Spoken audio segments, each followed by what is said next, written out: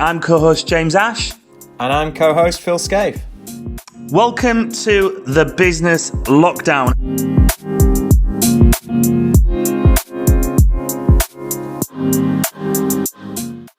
Welcome once again, a very good friend of ours to the show, Jonathan Leafe. Hello, Jonathan. How are you doing? Yeah, great. Thanks very much, James. Hope you're okay over there. Yeah, not bad at all. Not bad at all. We've just decided to flip it, to switch it last minute. Unfortunately, Phil's not able to co-host today yet. So what we're going to do is if you saw us last week, Jonathan recorded his first episode, Building Resilience. That's building a bulletproof business, especially with in COVID-19. Episode 2, our plan was retreating to the core, ready to go again. So we're going to postpone that till next week, and which means we've got you for even more sessions signed up now, Jonathan, which is great. Absolutely. So, yeah. Finishing with going for high growth after the lockdown. But we've switched it up last minute. And Jonathan, is it fair to say you enjoy writing articles with business? Jonathan? Yeah, I do. Yeah, because to be honest, the way I do it, James, I mean, it's not something that I've really set out to do, but I go for quite a few walks and put podcasts on, and I read a lot of content, and I just get ideas, and I just want to write them down and just sort of try and share them with people if it'll help them. So that's sort of what I've been doing, and there's been some great stuff coming out. I mean, obviously there's in between a lot of garbage, of course. I mean, I have discovered there's millions of experts on everything suddenly, and I suppose I'd put my hand up and I'd be one of those as well. But I'm trying to be a filter for some good content and just share that with my clients, really. And so the article that I wanted to talk about with you today was something that I've just had published on Prolific North, which is like a magazine, a newspaper for all of the creative and advertising and marketing businesses in the north of England. So it was nice to get published on there. So it's quite well read, and I had some good reaction to the article, and I sort of did a little mini webinar with it last week as well. So I thought we could pick up on it. Yeah, that'd be great. I mean, before I read the title and we delve into that, what I'm curious is you mentioned there that you listen to a number of podcasts, great, bad and indifferent, all of them. And what do you normally do? Do you follow the same people? Do you look at different titles? Are you feeling inspiration with a certain topic and you'll delve into that and it's more luck of the draw? Yeah, I think it's a combination, because I like my mind to sort of absorb lots of different things. I don't necessarily want to go down one channel because it becomes perhaps a little bit too nuanced if you can live in an echo chamber, can't you? So no, I like to follow different ones just to get different ideas and different perspectives and different people. This is why this is a good format, because you're interviewing different people with different views on life and different views of everything. That's why it's a good format. Whereas if you necessarily listen to two people on a podcast, the content can get a bit samey, that's for sure. Yeah, I couldn't imagine sitting with the same person and looking at different topics and mixing up. I think it's great having different guests on from very different backgrounds, industries, areas of expertise. I almost couldn't imagine just purely hosting a podcast based on one certain subject. I mean, the great thing feels, well, having the business lockdown almost like it almost kind of, it doesn't reflect, because yes, we speak with business people, entrepreneurs and leaders, but we've looked at meditation and well-being and fitness and nutrition, so but essentially those guys are also in business, so we come about it roundabout way, really. Yeah, I mean, what it does highlight, though, it really is all to do with the different personalities, and there are, I mean, obviously I think there's probably 4 key personalities, but I think on the back of that, there's loads of different versions of that, and so you get a real good feeling of when you hear other people from different walks of life, different backgrounds, different ages as well. Of course, different ages really gives a different perspective on everything as well. So that's the warmth that you get from this type of podcast, and a bit of realism, I guess, or authenticity. Yes, and you never fail to be surprised as well. No. We've interviewed the range of people we've interviewed, and we've gone into some, and you always have an expectation of some sort, and we can be blown out the water in a number of ways that we'd never imagined, on topics that we never thought would have covered with a certain individual. So it's great like that. Just having the time and ability to go off on certain angles and topics that naturally, rather than set structured lots of questions that we cover. Again, but it just feels the way the water flows, isn't it? Exactly. Well, before we delve into yours, who's your favorite? Who's your go-to podcast? Well, I touched on it before, actually, when I really sort of want to let my mind drift and start thinking about different things. It's probably Dan Snow. I like his history hit stuff. He's very eloquent. He's very, very knowledgeable, and he gets really clever people on his podcast as well, talking about all sorts of different things. So that's probably my go-to one. From a business, I listen to Spanish ones as well, actually, just to sort of try and get my keep my Spanish fluent. Nice. Also all different sorts. I don't necessarily have a favourite one, but I'd say probably Dan Snow's History Hit is probably my favourite. Awesome, cool. All right, well let's get straight into your article. So post COVID-19, are you a bear, a meerkat, or a deer?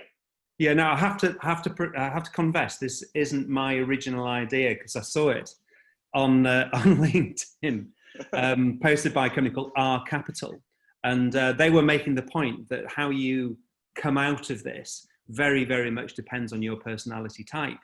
And they sort of like talked about 3 personality types. I mean, I think there probably are.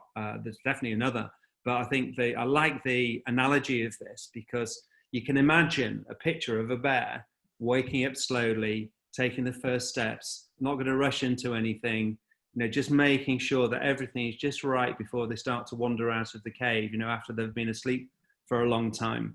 And that sort of seems like there's going to be quite a lot of businesses like that who just say, well, we're just going to take it steady. We're not going to risk anything. We don't know what it's like out there.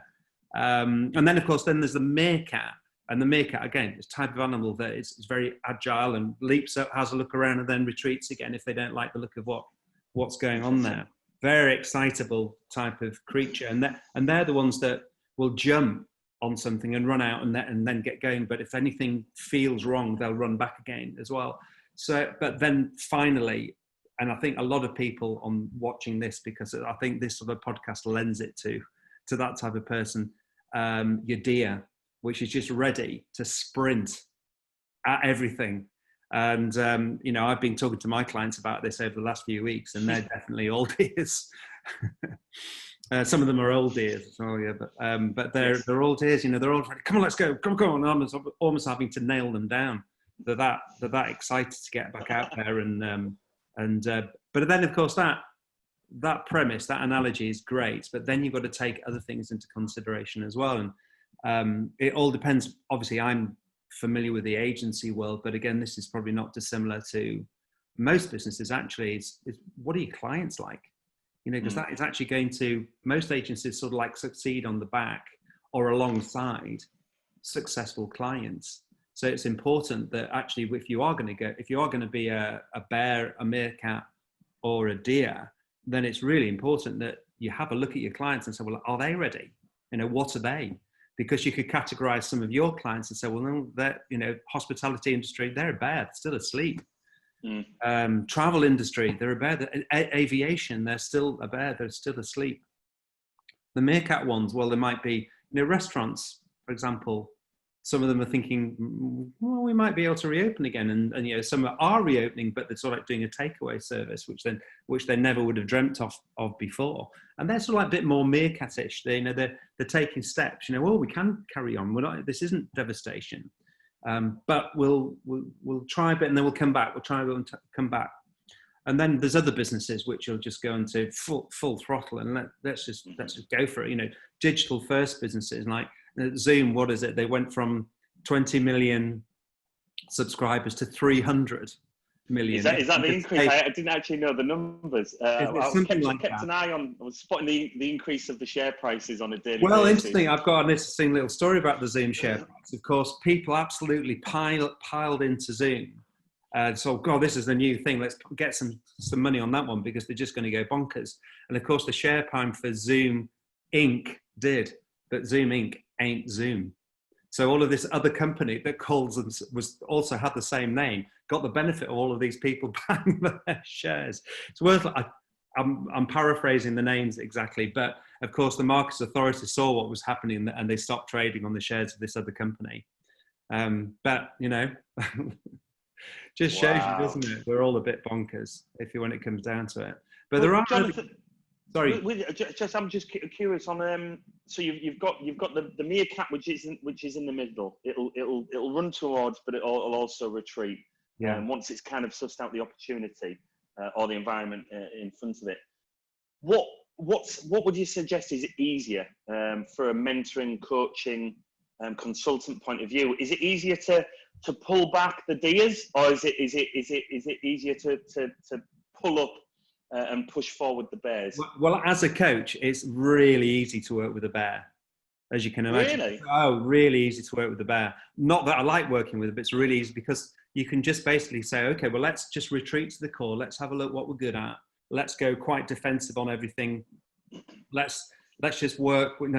Let's keep our people on furlough. Let's not be too tentative. Let's just work with what we know. Let's make sure that we get invoiced for 20,000, 30, 40, 50,000 pounds this month, and we'll be happy with that. And then we'll go, and then we'll have a look where we are in another month's time. That's easy, to be honest, because most businesses have a really good core. And actually, I think there's a perfectly good strategy as well. I know we're sort of like touching on something which is a really big subject here, but most businesses at the core are very, very good. And if they just like shed off the layers which aren't very good and go back to the stuff which they're really excellent at, they'll be probably even a better business, but they won't get back to where they were for quite some time.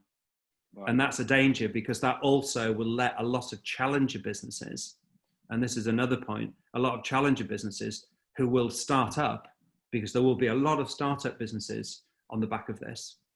They will start up and just take their market share. So the market share that they anticipate they're going to get back won't be there by the time they get to it. If you see my point. Interesting, yeah. Because it's dead easy to start a business when times are like this, because I always think a lot of the best businesses in the world were started in recessions, because it's only good moving forward. You're on the conveyor belt going forward. Whereas if you start when everybody's busy, they've got no time for you. So if you want to start a business, my God, start it now. Really is the best time. Being a musician, Jonathan, which we've certainly covered in previous episodes, do you think there's any correlation between the best music and songs are written in times of points of pain and times of anguish? Well, I mean, this is we digress here, but Robbie Williams, when he was sort of on the nervous breakdowns and he was having all sorts of mental issues after he left Take That, etc. The stuff that he produced was absolutely top drawer. And then he got happy, and his stuff became bland. And this is a dichotomy of music, isn't it? Because to write good music and write good lyrics, you've got to write it with tons of emotion. And the only place that you have that tons of emotion is when things aren't going well. All the punk movement started in the back end of the 1970s when the world was terrible. 3-day weeks. Strikes, and then suddenly punk comes in and blows the music scene apart, which we're still feeling today.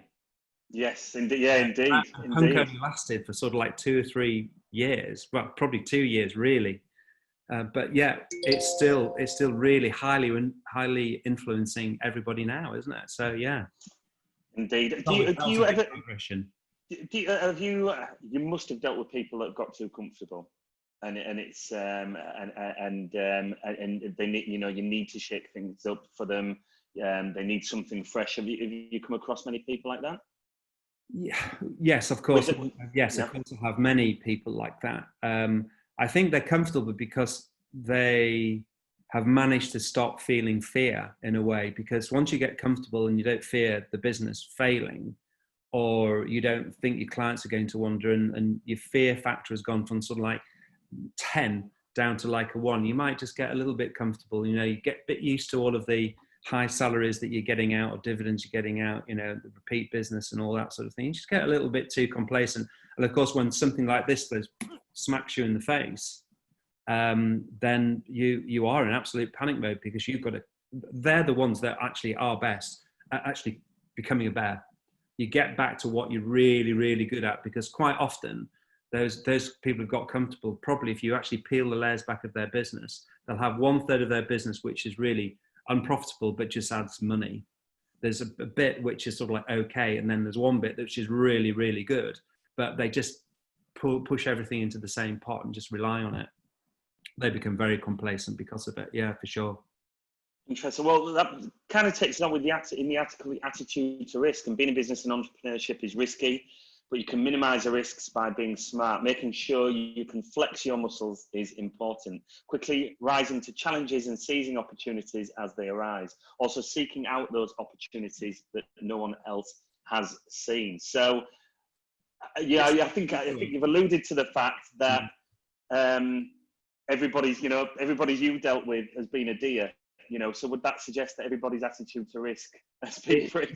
Well, is it? But has it been healthy? Could you say that it's been healthy? Because I guess if somebody's attitude to risk is blind faith, then that's maybe not a great attitude. No, your blind faith is never good. No, and I would stop that if it was blindly. Yeah, if they were just going for it, but actually they've just got to have something backing that up. But of course, that attitude to risk also comes in line with their financial situation as well. So if their attitude to risk was cavalier and they didn't have the money to back up their plans, then they could get themselves into bother really, really quickly. I've got one client, I won't mention who they are, but they've prepared 3 different budgets at the moment, depending on different scenarios. They're in very much the deer and they're going for it.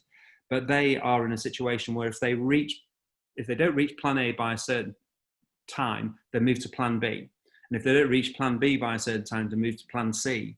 And plan C is sort of like, so, which was an interesting one, but I don't think there's any chance of them at all reaching plan C, but it's interesting there. So they've got like a very pragmatic approach to what's coming next. But they've also they're in a good financial position. So they can afford, they're prepared to risk so much. And then once that's gone, that's it, they stop. So do you think them, as you know them, having that plan C is a big, having that in place and being aware of that and knowing what that looks like is more of a driver for plan? Definitely.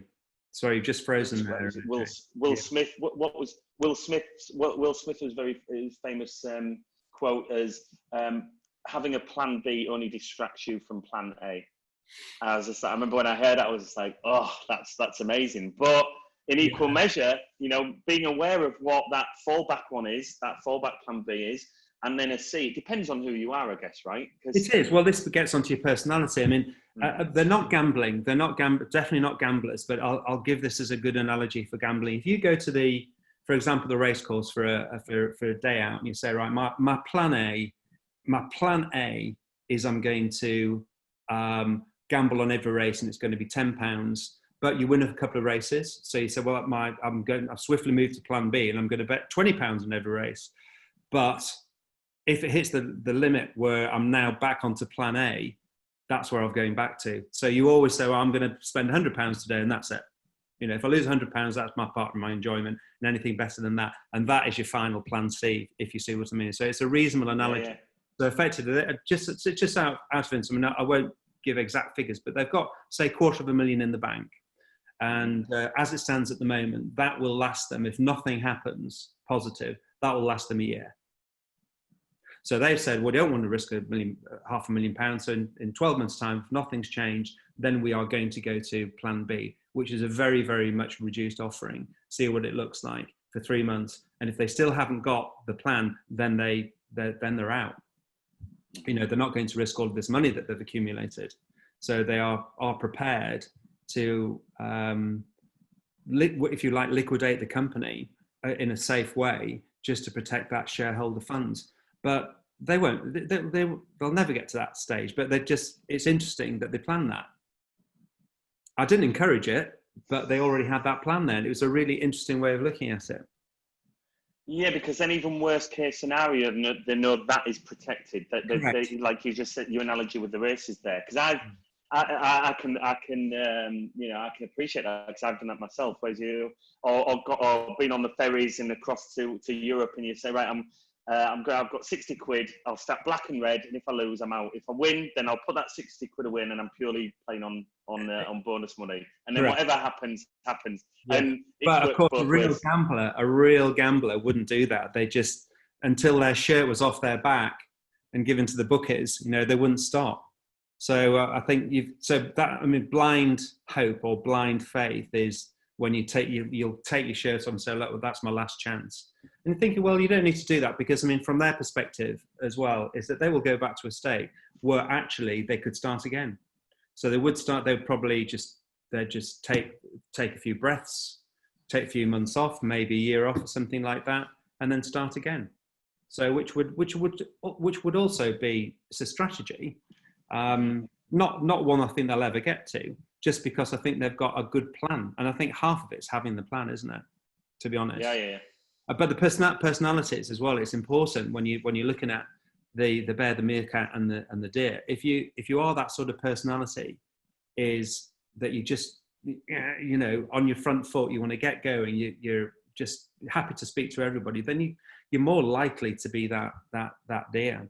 If you're very conservative, you're really conservative, and you want to hang on to things, you might be the bear. So they're probably a little bit more of a bear, if anything. They're going to see what happens.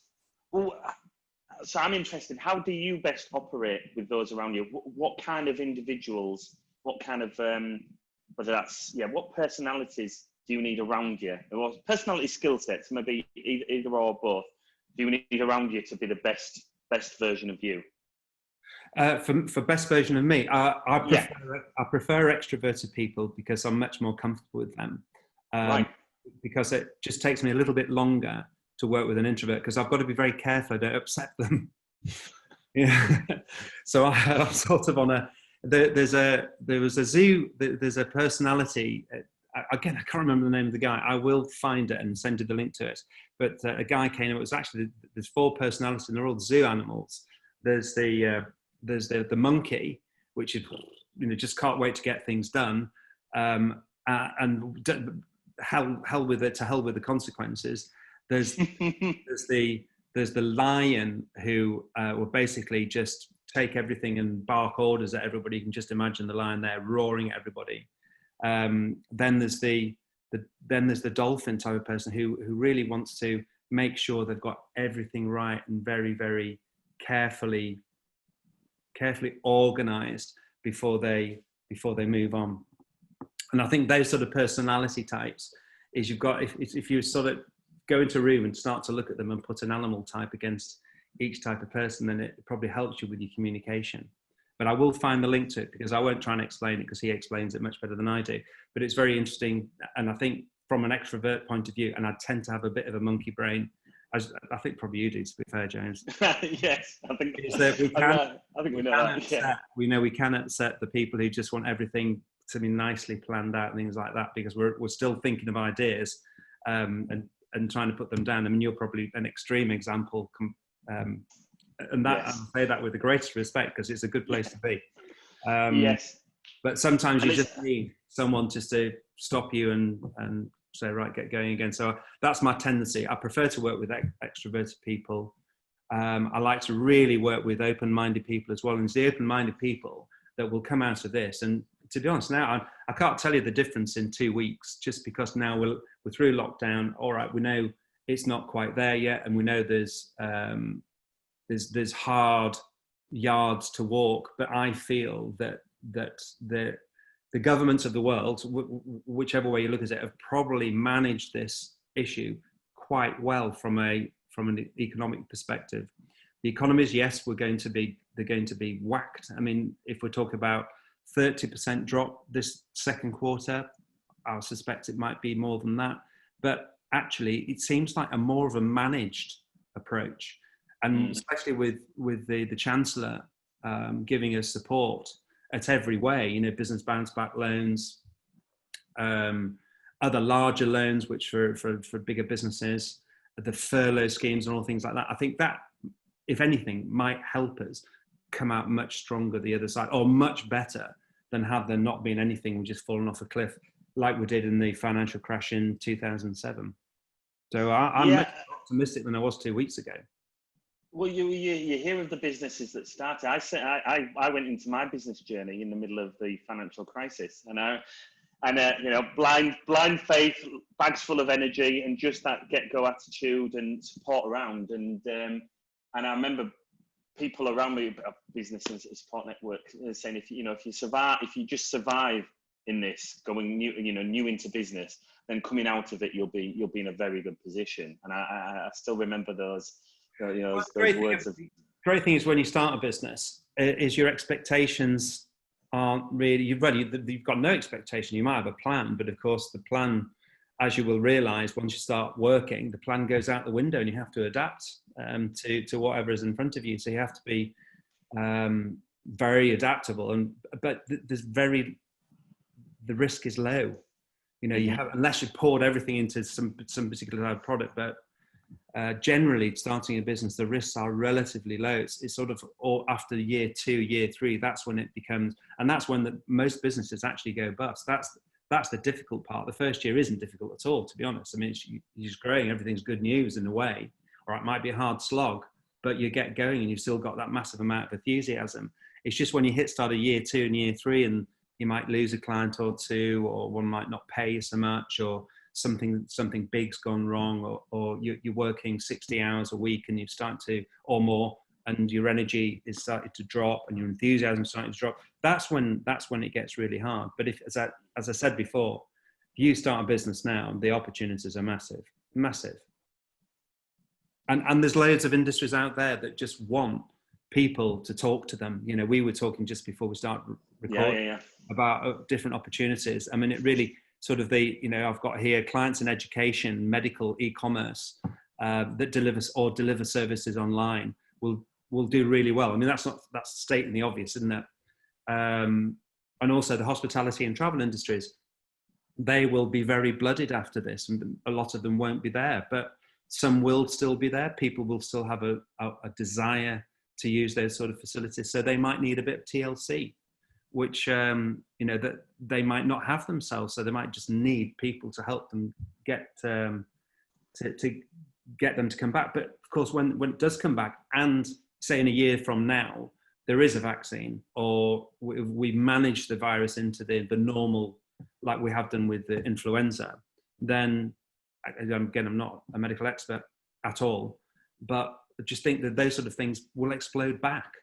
The hospitality industry, people will have a latent desire to say, right, come on, let's go, let's do this, let's do that. You know, life is for living, right? Yeah. Do you think the attitude will be more prevalent than ever before?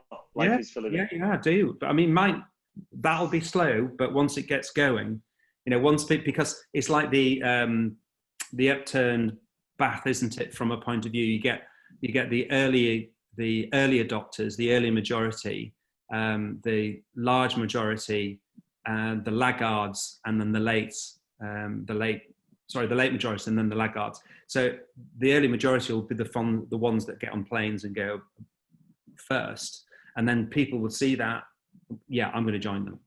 And then so while someone else done it and come back, say, yeah, everything's fine, right, I'm off. And they'll be on the phone. There'll be queues out the door, 2 meters apart, obviously, coming out of travel agents, people with buying holidays left, right. Where do you fall in that, Jonathan? Where do you fall into that? I'm going to go away as soon as I can. Yeah. I mean, I probably won't go long haul just yet, but I will get somewhere as soon as I possibly can. And I feel very safe around Europe, obviously, but maybe not so safe in Africa or Asia. Although Asia, probably, places like Vietnam, they've just absolutely locked the whole place down. And if they are to be believed, which there's no reason why they shouldn't be believed, they have hardly any cases and very few fatalities. So who knows? Yeah, why not? We interviewed Chris Reed, who's based in Vietnam. He's a SEO. He runs an SEO company, and it was a week. It was less than a week since they came out of lockdown, and they'd shut everything down, as you've heard. And so it was interesting to get his point of view. How, I mean, don't get me wrong, it was a national holiday when I interviewed him, and he said it was celebrated very differently than it normally would, because people were still apprehensive. Not everybody wasn't flooding the streets, and this is okay now. They've still been very sensible, and so that was interesting insight. I mean, what's your take on the UK at the moment now that we've come out of lockdown? Or Well, it's early days, tentative steps. It's noticeably busier, obviously. Tentative steps. I think that's where we are. I'm talking about people. Well, are we going to go back to the office? Are we not going to go back to the office? Are we going to go back to school? Are we not going back to school? And of course, there's a bazillion different viewpoints, and everybody has got. It all depends on their unique set of circumstances, and whether we're doing a good job or not, or whether we're not doing a good job, I can't really comment. I'm very much of the opinion whether I support the government 100% or not is a bit irrelevant. They're the ones with the hand on the tiller, they're on the bridge, and they hopefully have got the best experts and they're listening to them, and they were making decisions on the back of what the experts say, and they will look. They've got all the figures, they've got all the data, they're exposed to all the stuff that we're simply not. And you just trust them to make the very best decision. They might not suit us, and they might not be the best ones, but they're the ones with the hand on the tiller on the bridge. So you've just got to go with them. What else can we do? What else can we do?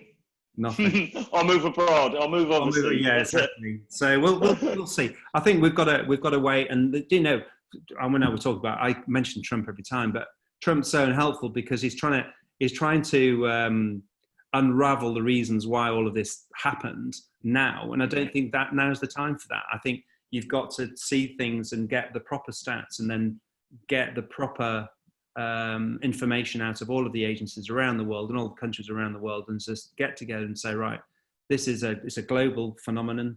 So how did it happen? How can we take steps to learn from this and do better next time? Because there will be a next time. That is 100% guaranteed.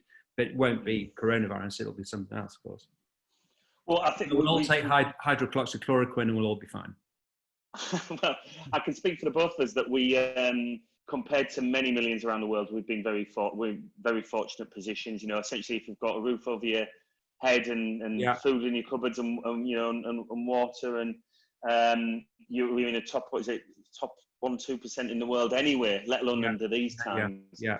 And so when I ask this question, we're very aware of that, because my question, and I know you've had a round or two of golf recently, and my question is based on what's the thing you've missed the most under these strange and uncertain times. So, and it was important to say that because it's wrong for us to say, I've missed, because essentially we're talking about the being in a fortunate position to go overseas when all this is behind us. So we are in very fortunate positions, but also so based on that understanding that we know we're in fortunate positions, what is it that you've missed in your life under these circumstances? Well, probably in three things is meeting people. Socially, it's fine on 2D, but it's not quite the same. And even when you go for a socially distant walk with someone else who you haven't seen, then it's not the same, because you can't stop and look at them and talk. It's still a bit weird. That I missed the golf, because obviously that it felt like going on holiday when I went to the golf course, to be honest. Missing going on holiday. Yeah. Just when I would say it, traveling. Let's call it traveling. It's not the holiday for me. It's the traveling aspect, which I like. Restaurants, but I like cooking anyway, so that's not an issue necessarily. So go down the pub, see your mates, all of those sort of things, all the stuff that we just take for granted that we won't take for granted anymore. And I take it are you a hugger more than a shaker? No, definitely a hugger. It's strange, isn't it? Because although we've had lots of digital connections, and you could argue we've been connecting with more people more frequently, but there's a huge reduction in that the physical connections with family, friends, and loved ones. And I think it's been I know, speaking with a lot of people, that it's made people realise that under normal circumstances, people can be guilty of being on a screen while they're in someone's company, in the presence of somebody. And I think I'd like to think that there's more awareness being created and coming out of this now, that we will be more present in the moment with people that we love. I wonder how long that might last for. Well, we'll get used to it and just revert back to type, because everything reverts back to type eventually, doesn't it? But it was just interesting, because I'm close neighbour of Hannah from H&H, and we tended to, like we used to see each other a fair bit, like every 6 months or 3 months or something like that, just to chew the cud.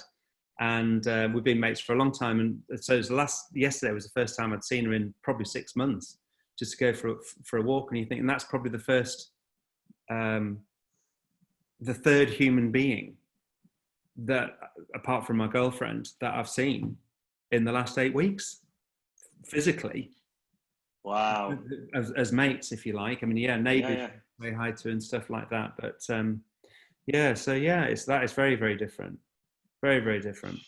Speaking of digital connection and lack of physical connection and mobile devices, did you see the Elon Musk Joe Rogan podcast? I didn't see it all the way through, but I skipped and I stopped. And the chips in the head. Did you hear him talk about the chips in the head? And what do they reckon that the technology is going to get to a point where we don't actually need to verbally communicate with each other, that we will just know what we will be able to connect. Well, the trouble is, the thing about it is, James, you only need to read a sci-fi book to realize that that's already been, all of those sort of things have already been thought of, haven't they? I mean, that's the great thing about the world we live in today. You think of something and actually probably, yes, it will happen. I mean, this talking now, this is Star Trek stuff, isn't it? 15 years ago, you possibly imagined it. You remember seeing Back to the Future film where he was fired by fax. Faxes have now gone. That technology has come and gone. And there was and there was a video of the guy on the wall talking to him. And this is what we do every 10 times a day now. So you imagine it, and it can happen. So that's not too difficult to think. But I think it's one of those sort of things when you've got someone, a really, really phenomenally good brain, who's got all those levels of intelligence that we need, got them written down. So you've got to have someone who's a really good analyzer. So they've got to really, they've got to have someone creative ideas, really strong creative ideas. And then that person's got to be able to analyze those ideas at the same time and think, is that actually a good idea or is it just garbage? And then they've got to be able to put those into practice. So they've got to be very practical with their intelligence. And then finally, they've got to have a level of wisdom which allows them to look back on these ideas they've created and think, well, has it made a difference? Is the world a better place because of all of this stuff that I've done? It might be a small bit, it might be your particular business or something, but I just think that's a really interesting way of looking at intelligence. So what I'm saying, actually, emotional intelligence is going to be actually vital on all of this, because in 2D you're missing the inputs of body language and silences and things like that, and people shuffling, and you can't read people so well. But I think those 4 pointers of intelligence are the really good ones. The creative, analytical, practical, and the wisdom. There's 4 pointers for you. Love that. Well, before we draw close, were you ever fired by fax, Jonathan? Do you know what, James? Although if you run your own companies, you know what, James? I don't think I've ever been fired. I was just about to say that. Yeah, apart from I've fired myself. And I imagine that wasn't by fax. I think it would be unfair to ask the question if you ever fired anyone by fax. But I used to dump girlfriends by text. But never by fax. To be fair, before text existed, I dumped girlfriends by ignoring them. That was the best one. And then you'd do by text, etc. I'm a real coward. We can't leave it on that note, Jonathan. We had Elon Musk and digital devices, and then we sent down a little bit. But it's been great to have you on the show, mate. Absolutely great to have you on the show. We're going to have you back again talking about retreating to the core, ready to go again. So that'll be interesting before we draw this collection of episodes to a close. I'm not saying we'll have you back because we'll welcome you on at any point, of course, but going for high growth after lockdown, which will just be awesome. It'll be interesting whether or not these sessions, these episodes coming up, feel at the right time as well. Is going for high growth after lockdown, could that relate to any time during this lockdown? And again, I'd suggest it depends on the individual and your approach to this. And again, are you a bear, a meerkat, or a deer, as we've discussed in this episode? Yeah. But thank you for joining us, mate. It's been an absolute pleasure. Yeah. Cheers, James. Cheers, Jonathan. Bye-bye.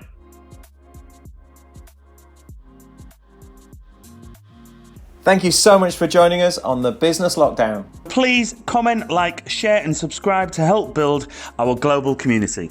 We look forward to seeing you all soon.